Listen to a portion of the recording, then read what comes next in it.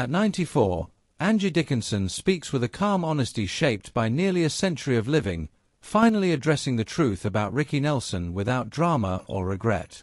Born Angeline Brown on September 30, 1931, in Culm, North Dakota, she grew up during the Great Depression in a modest, intellectually curious household.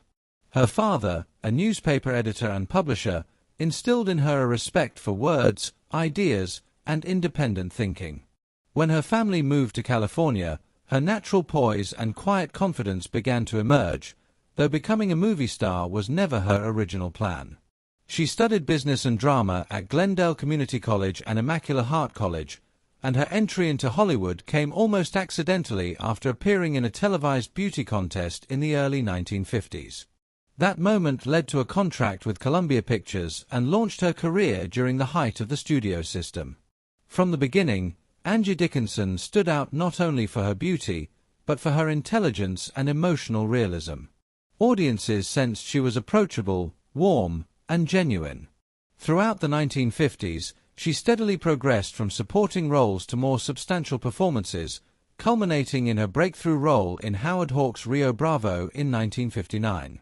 Playing Feathers, a confident and sensual saloon singer opposite John Wayne and Dean Martin, Dickinson delivered a performance that blended strength, wit, vulnerability, and independence. The role made her a star and established the signature balance of toughness and femininity that would define her career. During the 1960s, Dickinson became one of Hollywood's most versatile actresses, moving effortlessly between dramas, westerns, thrillers, and comedies. Films such as Ocean's 11, The Killers, and Point Blank showcased her range and willingness to take creative risks. As American cinema shifted toward darker and more psychologically complex storytelling, Dickinson adapted with ease. At the same time, she made television history in 1974 with Policewoman, becoming the first woman to headline a successful television drama as a police officer. Her portrayal of Sergeant Suzanne Pepper Anderson was groundbreaking, presenting a woman who was authoritative, capable, and emotionally nuanced. The show's success helped reshape how women were written and perceived on television. As Hollywood evolved and roles for women of her generation became scarcer, Dickinson remained fearless in her choices. In Dress to Kill and later in bold 1990s projects like Wild Palms and even Cowgirls Get the Blues, she deliberately shed her glamorous image to explore darker, more unsettling characters.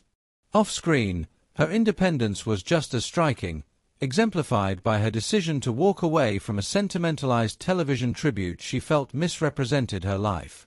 Her later work, including appearances in Sabrina and The Larry Sanders Show, proved her presence remained sharp, commanding, and memorable well into the later chapters of her career.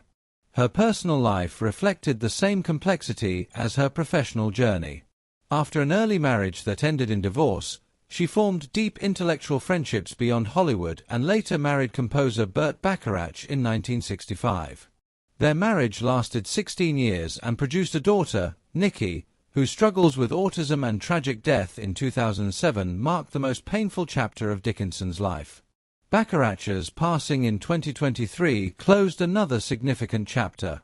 Now, at 94, when Angie Dickinson speaks about Ricky Nelson, she does so with compassion rather than scandal. She recalls him as sensitive, introspective, and burdened by fame from too young an age. Their connection, she explains, was not about romance or publicity, but understanding. Nelson's death in 1985 left her with a lasting sense of sadness for the life he never fully got to live. In telling her truth now, Angie Dickinson does not rewrite history. She strips away myth, leaving behind empathy, reflection, and a deeply human legacy.